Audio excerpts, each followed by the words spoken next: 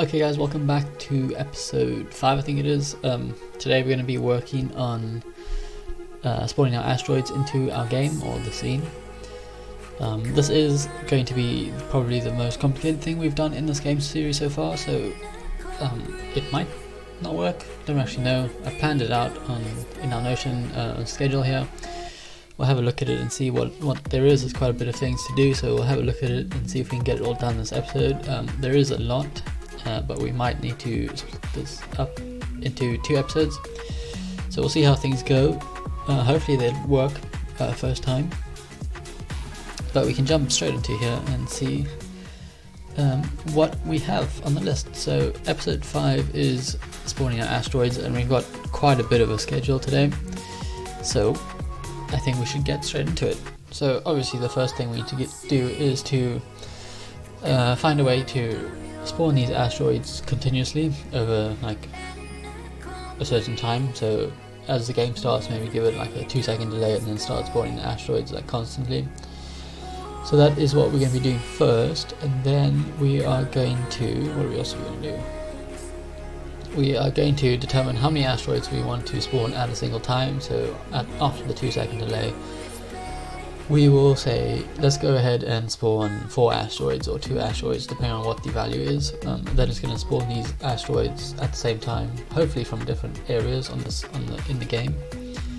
And then after that it's going to be another delay, probably like 2 or 3 seconds, and then it's going to spawn another batch of asteroids into the game. And then so on. We will start working on the collisions and stuff with the asteroid and the bullet in the next episode. But today we're going to focus on spawning the asteroids in the game. So let's go ahead and start this. So let's see, the first thing we want to do is to create a method that allows us to repeat the spawning of the asteroids. So to do that we are going to first of all create some sort of script that will allow us to spawn the asteroids. So at the moment we've got 3 scripts. We've got an asteroid, we've got a bullet, and we've got a player script. We need another script here, and this one we are going to call spawner or asteroid spawner, whatever you want. We'll just call it spawner because we're only going to have asteroids spawned into the game, so we don't need to give it a name that describes what it does. For now we'll just say spawner. Seeing as we only spawning asteroids, we'll go ahead and open that up. How do you open that? Double click on that, so it should open up in here, which it has.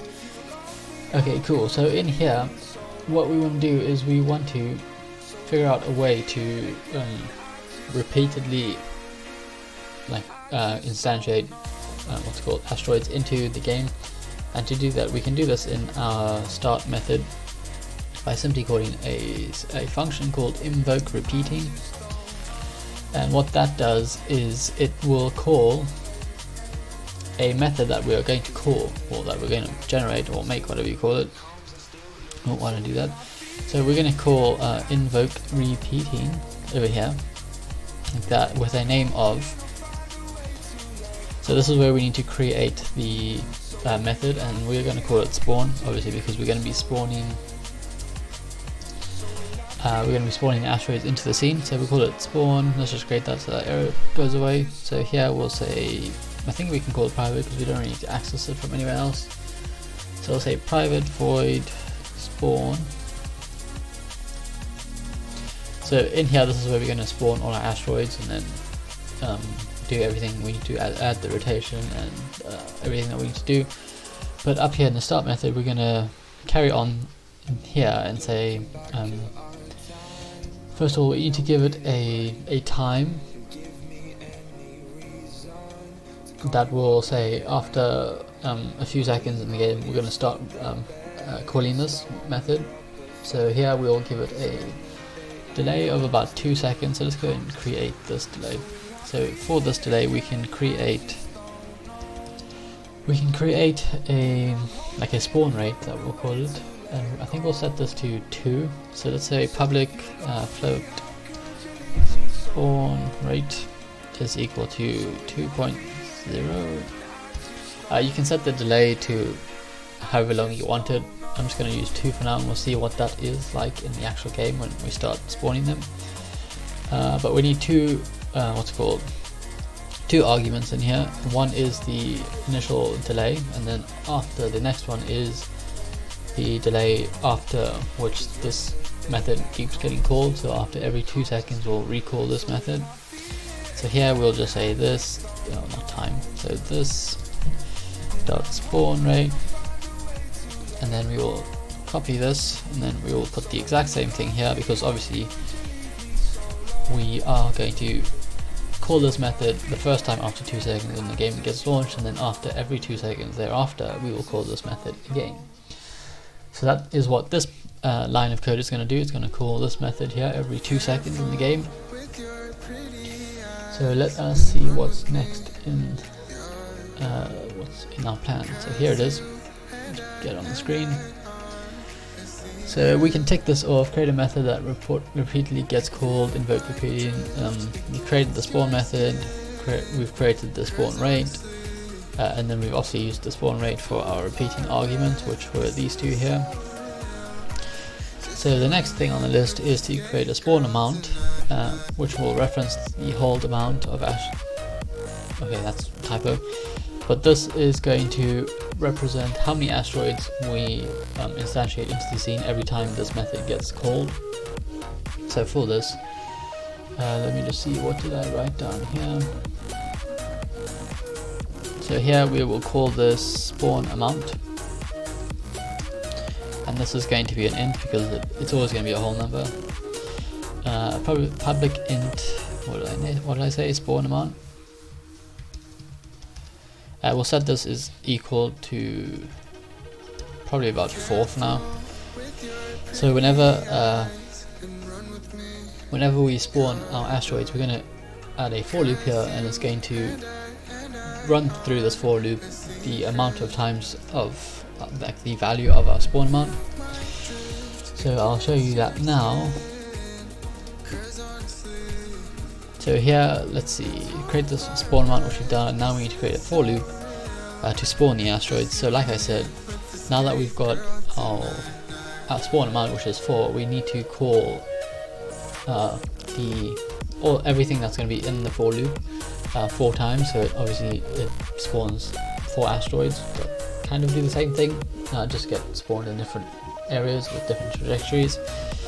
So here what we're going to do is we are going to say for int I is equal to 0, because it's going to start at 0, and then we will say I is less than this dot, spawn amount dot length.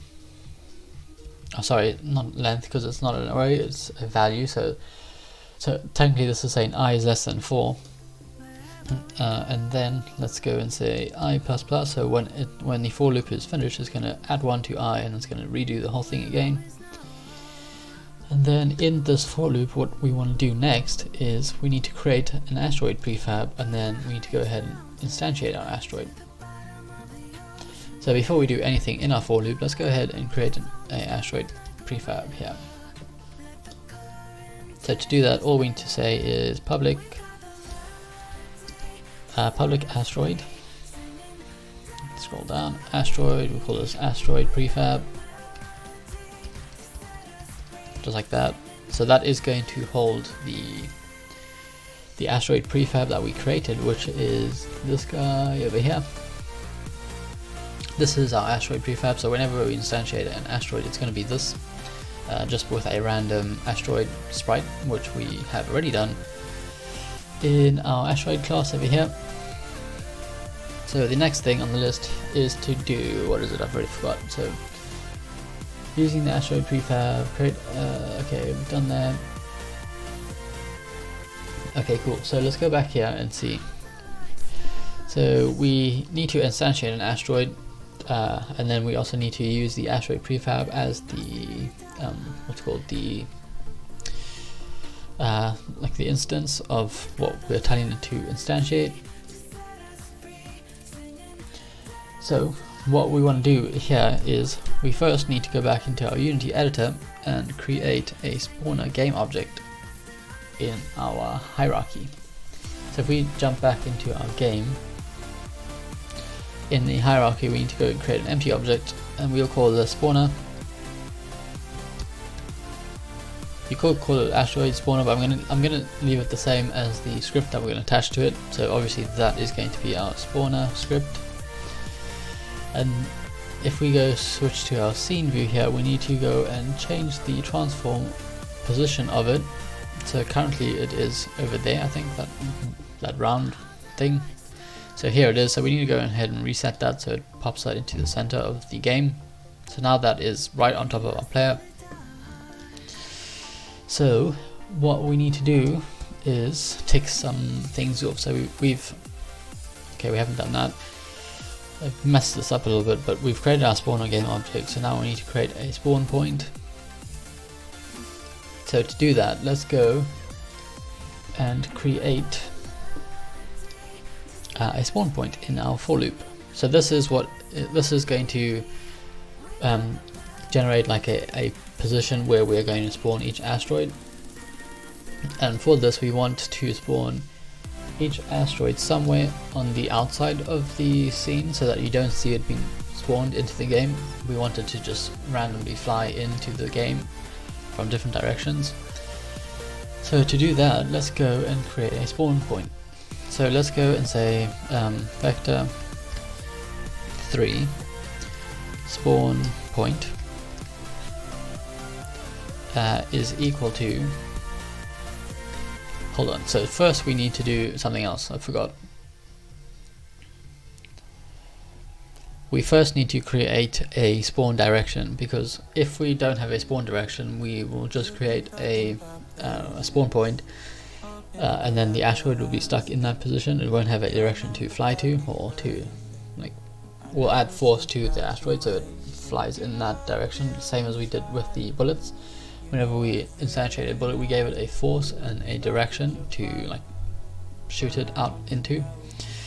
So to do that, let's go and create a spawn direction right on top of our spawn point, because we're actually going to use our spawn direction to create our spawn point. So here we'll go and say vector, I can't spell, vector 3, here we'll say spawn, what is it, spawn direction.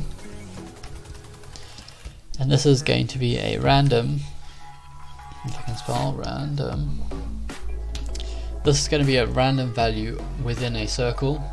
So we're going to use the method or function, whatever it's called, random inside unit circle. So what this is going to do is it's going to kind of like draw an invisible circle around the spawn point. So let's move this here so I can show you. So if this is the spawn point here, it's going to draw a random circle, let's say about 1 unit around it, and then it will generate a random position inside of that circle that will calculate the length from that point to the center, and then that is going to be the direction. But we don't want it to be a random point in the circle, we want it to be a random point along the perimeter or the circumference or whatever it's called of the circle. So to do that, all we have to do is normalize it just like that. So that is it. So that is our spawn direction. But the problem with that is going to, let's just reset this quick. So that is going to, I wish I could draw on the screen. I don't think there's any way to do that. But so okay, so imagine there is a circle. Okay, so imagine this is the circle, and whenever we spawn a asteroid, it's going to get spawned somewhere along the circle, which is not what we want to do, or it's not what we want. We want that asteroid to be spawned somewhere like this, out of the actual game scene, and then have the asteroid fly into the scene. So to do that, we need to give it like an offset from the spawn position. So we need to just add a value to it that will allow this asteroid to spawn out of the scene. So if you remember in, I think it was, what episode was it? Where is it? Okay, I don't know. Player movement. It might have been episode 3. Oh, I don't know. Okay, so if you remember in the previous episode we added in these collision or colliders around the edge of the scene. So what you want to do is we want to now go and get the widest point from the center of the scene to the one of the colliders at its like widest point. So I think that is from at any point like left and right on the width of the scene. So if we click on one of these, this one, we can see that it is currently at a position of minus 9. So we don't want the asteroids to spawn anywhere inside of this. If we have a look at the top one, which is here, it is also at, well, that one is at a y value of 6 because that's going up and down. So we don't want it to spawn any x value or y value that is greater or less than this, because then it's going to be spawned inside of the game. So we can add in a offset here, and we can simply call that, let's do it over here. So let's call this public, is this going to be a float on it? I think let's create a float just in case it's a decimal value. So let's say public float spawn distance. I don't know if I spelled that right, distance, yeah. We'll set this, I think the largest value that we had was an 8, I think, -8 or -9 technically. So we'll set this as 15 just so that it definitely does not appear inside of the scene when it gets instantiated. So to offset this, all we need to do is we need to go and times the value, or times our random spawn direction by this spawn distance. So it will give us this like offset between the center and the actual spawning location. So let's go and times that by a spawn direction that we've just created. No, it's not direction, spawn distance, cool. So that is going to give, all of this here is going to give us our spawn direction. So that's what we want. So now, to create our spawn point, all we need to do is we need to get the position of the actual spawner, which is going to be at 0, 0, 0 because it's going to be in the center of the scene. So let's go and say this dot this dot transform dot position will give us our position of, well, the spawner position. And then we want to go and simply add in our spawn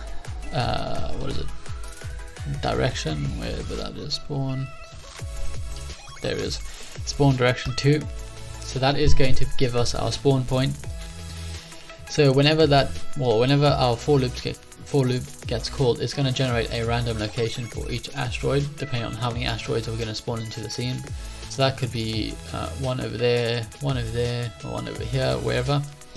So let's go reset that. So that looks good. So we've now got our spawn direction and our spawn point. So let's see what is next on the list. Okay, so using the asteroid prefab, we've done that. We've reset the position. We've added the spawner script onto the game object. We've created the spawn direction. We've got a random point around a circle. We have normalized it so that it appears along the circumference of the circle rather than in somewhere inside of the circle. We've added a spawn direction so that they spawn outside of the circle. We've added in a boundary that is greater than 10 so that they don't spawn inside of the scene. They spawn outside of the scene so that they fly into the scene. We've updated the spawn point so it equals the correct location of our spawning point, or the point of where we want the asteroid to actually spawn in the game. We've added in a factor offset, so that will give us, like I said, where is it, here. So instead of spawning it somewhere in our small little circle in the scene, it's going to add the distance of, I think it was 15 or something, from the center to the bigger radius, I guess, around the entire scene, so they spawn outside. So now what we need to do is we need to create a rotation. So to do this, we need to first create a variance, and to create rotation, we normally use quaternion. So first of all, let's create a float, and for this we'll create a variance. And this is obviously going to be a random dot random value, and this we need to give we need to create a trajectory variance between two values. So we'll create one value, and then we'll just give the random range the range between the negative version of that value and the positive version of that value. So to do that, let us go and create a trajectory variance. So this should be a float. So we'll pop that here, public. I'm just making these public for now, just so that we can change them in the inspector during our gameplay if we want to tweak them a little bit. But you can go ahead and make them private or whatever you want, depending on how you want to make your game. So here, let's say public float. We'll call this trajectory variance, and we'll set this equal to 15.0, like that.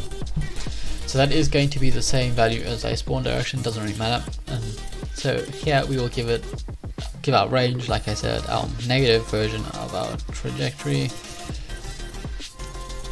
There's a trajectory variance there, and then the same thing, we'll give it a positive version of that. So it's going to be between negative 15 and positive 15. So that's great. Save that. So now what we can do is we can now go ahead and create our rotation. So to do this, let's create a quaternion, and we'll call this rotation, ION, like that. Rotation, and this is going to be a quaternion dot angle axes, and we're going to use our variance, and then we're going to give it a axis, and obviously this is going to be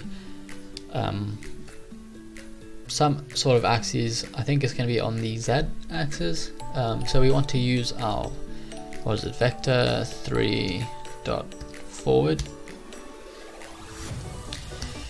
So that is going to be, I think, the same that we used somewhere in our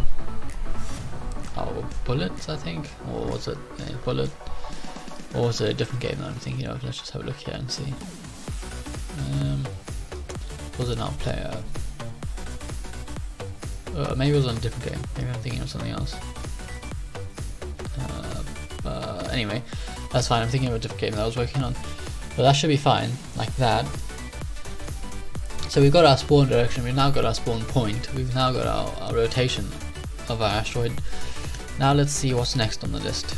How are we doing for time? Okay, 24 minutes. We are a bit over the limit that I wanted, but we might be able to go ahead and try and finish this.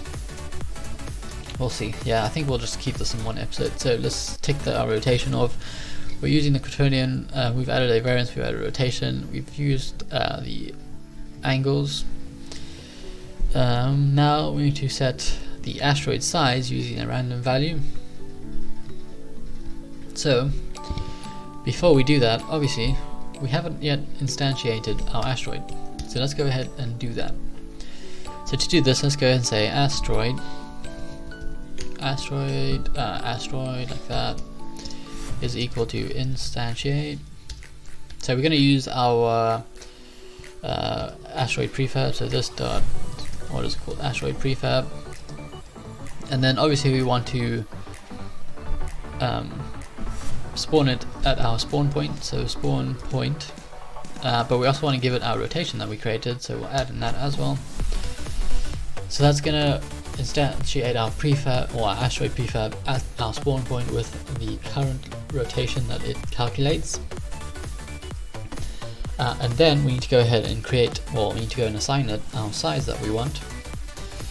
So if you remember, in our asteroid here we created a minimum size and a maximum size, with our default size being 1 and our minimum size being half of that, and our maximum size being half more. Does that make sense?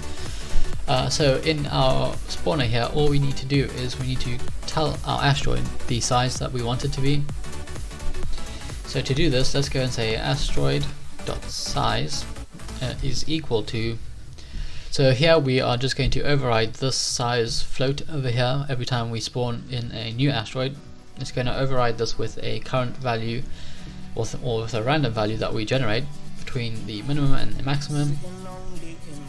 So here we want to say random dot range. So here we need to give it the two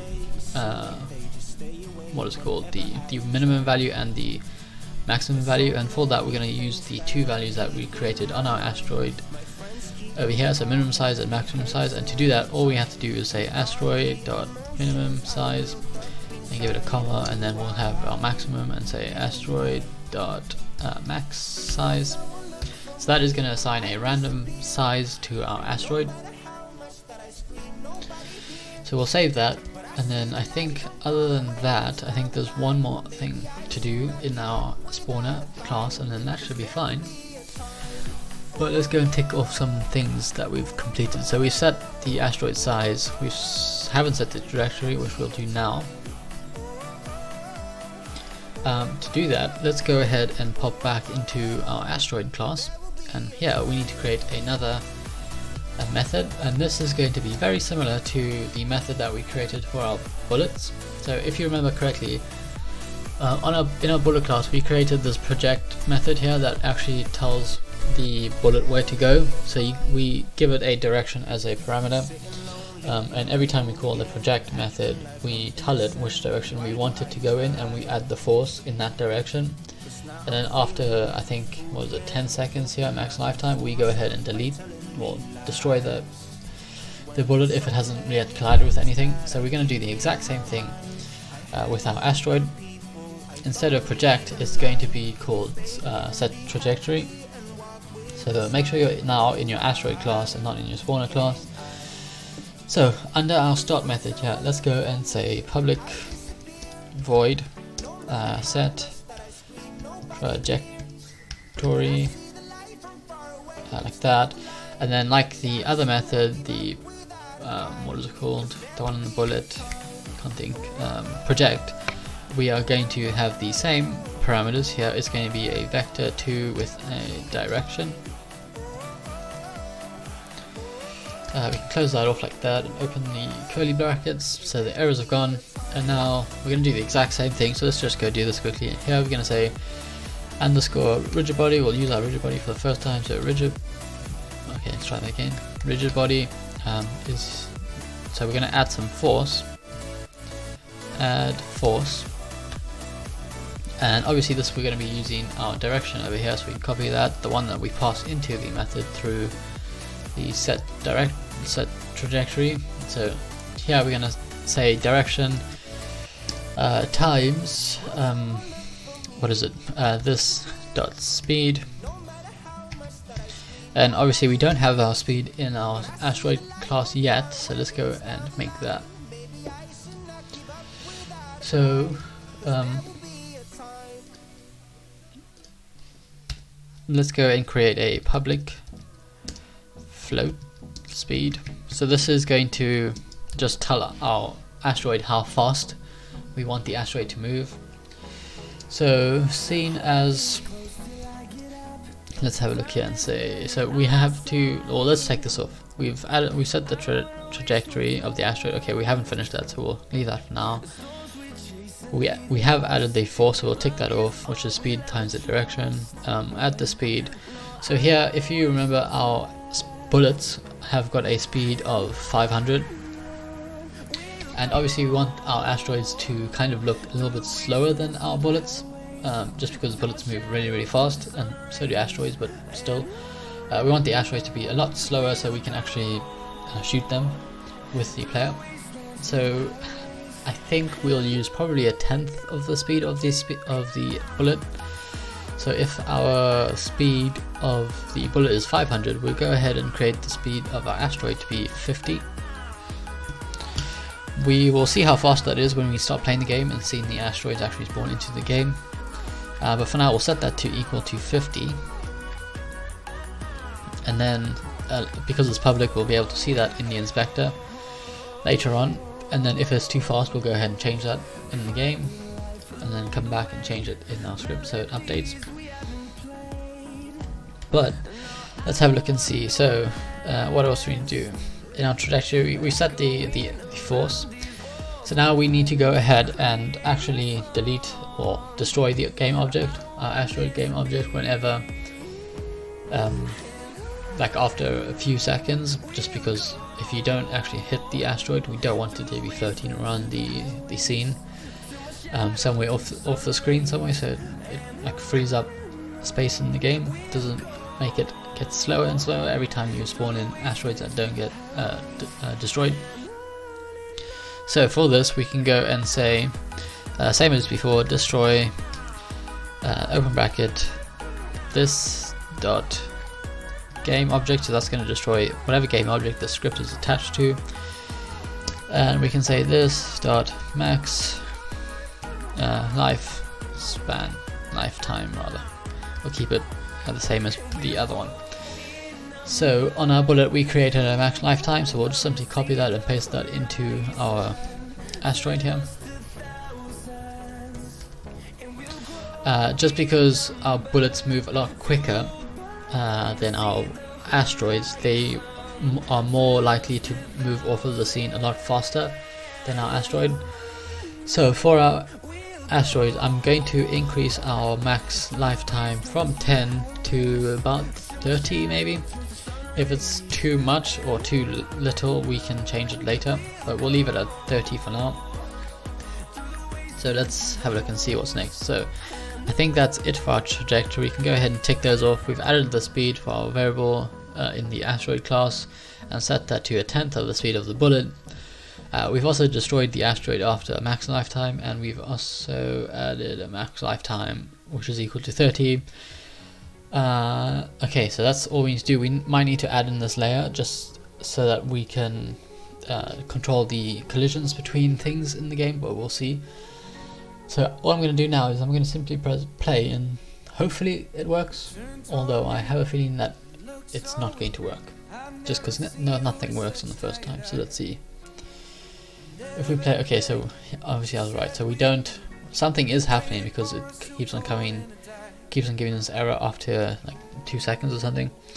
So I have a feeling we have to drag and drop something into our prefab. Yeah, so we haven't actually dragged and dropped in our asteroid prefab on our spawner class.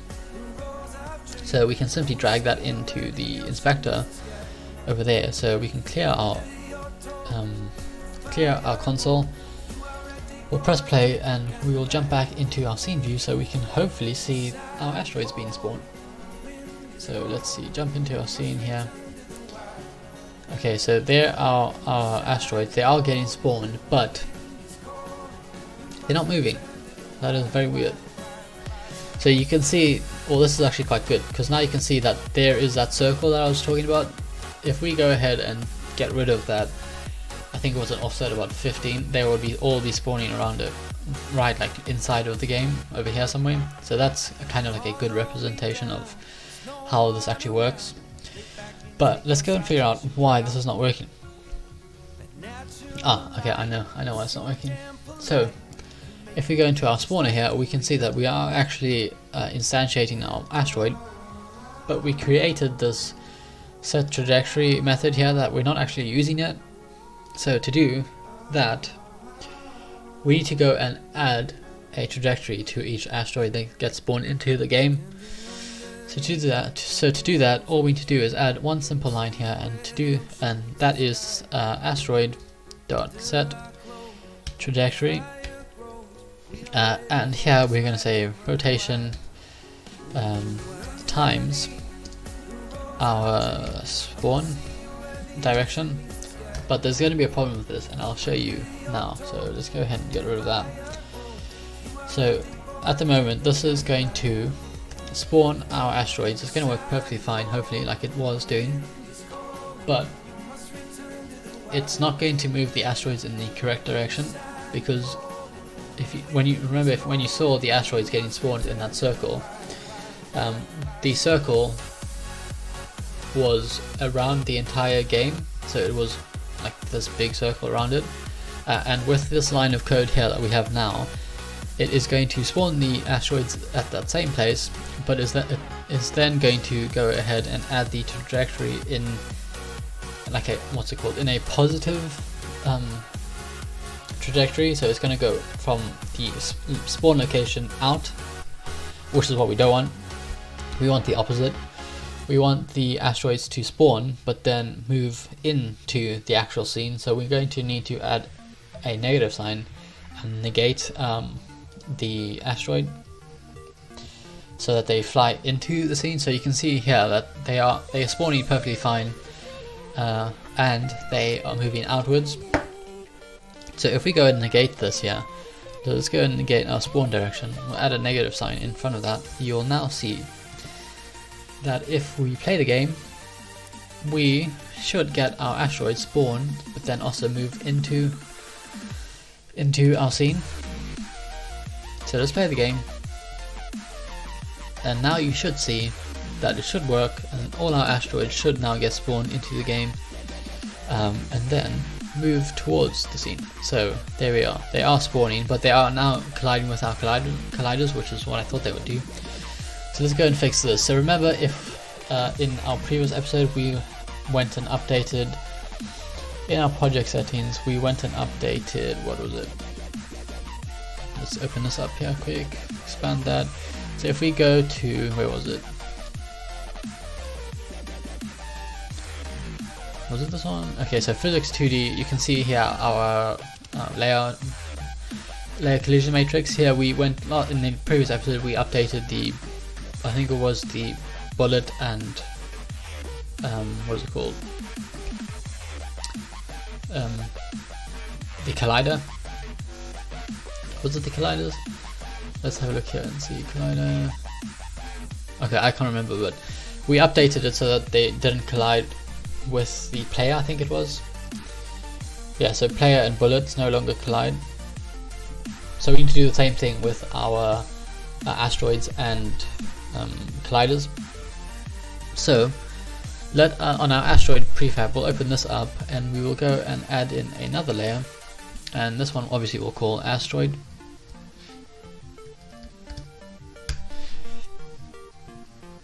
So now we can go back into our project. So now you can see our asteroid here has now popped up into our layer collision matrix.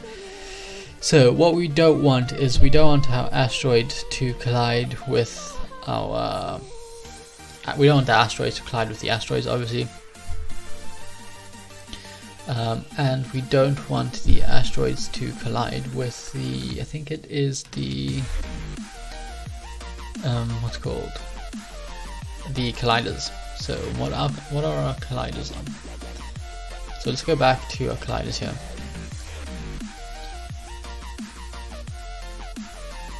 Okay, so I think we need to add in another layer here, and we'll call this collider.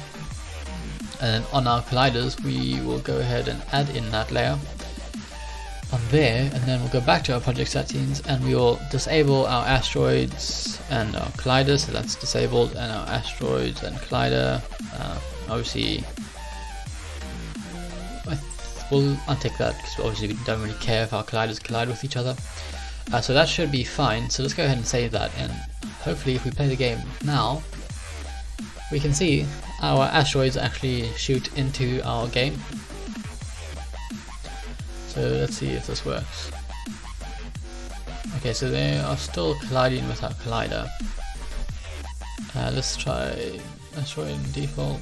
Okay, so we need to untick our collider in default, and I think that is because we have, if we go back to our hierarchy and click on our main main game object, we also need to add our collider. Yeah, we'll change that as well. So that's going to update all of them. So now we've added our collider layer onto the main, or the parent game object of our colliders. So if we go back and take that collider and colliders, they collide with each other. It doesn't really make sense, but let's see if this works. If not, we'll just go ahead and untick that for now and figure it out later. But that should be good enough for our asteroids to move through them, and it's not. Okay, so let's go ahead and disable that just so that they collide into it. Okay, perfect. So let's go disable that, obviously, because if you change something in the game mode, it doesn't save. So we'll save that now, and now we can play the game, and we can actually see in our game mode some of the asteroids that spawn and fly into the scene. So let's have a look and see. So we can still shoot. Okay, so they are very fast, but you can see them spawning and moving to the game. So let's go ahead and stop that, or let's play that and see if we can update some of the values. So let us go onto, I think it's spawner, or is it asteroid? Spawn rate, spawn amount, spawn distance, spawn trajectory. Okay, so it's on our asteroid. We need to change the, if we double click on our asteroid prefab, we can change some values. So for our speed, we'll go ahead and change our speed from 50 to about 20 maybe. We'll see what that is like. So we'll play the game, and hopefully that is a lot slower, because we actually need some time to try and shoot the asteroids. I think that's what we're going to be working on in the next game, or the next episode. So that, I think that's a lot better. So now you can see that the asteroids actually don't move so fast off the game scene window, whatever you call it. But yeah, that's pretty much it for this episode. So let's go ahead and tick off what's next. So add the asteroid layer to stop colliding with the boundary. So I think that's it. So that's episode 5 done. So episode 6, we're gonna start working on trying to. Actually, I think I'm gonna change it. We're gonna change it up, and we're gonna start working on shooting the asteroids and making them explode and create like baby asteroids out of them, like small, not baby asteroids, but like we're gonna. Once you shoot something, it's gonna like break into particles. So we're gonna try and simulate that, and probably just spawn a bunch of smaller asteroids. But yeah, that's it for this episode. So thank you so much for watching. If you enjoyed it, please go ahead and subscribe to the channel. Turn your notifications on if you don't want to miss the next episode, and don't forget to check out some of the previous games that we've created. They're pretty cool. And yeah, next episode will be coming out on Friday. So if you like this, go ahead and give it a thumbs up. And don't forget to leave a comment if you have a suggestion, or even have a game idea. Go ahead and comment it down below. But yeah, that's it for this episode. So thank you so much for watching, and I'll see you in Friday's episode. So goodbye.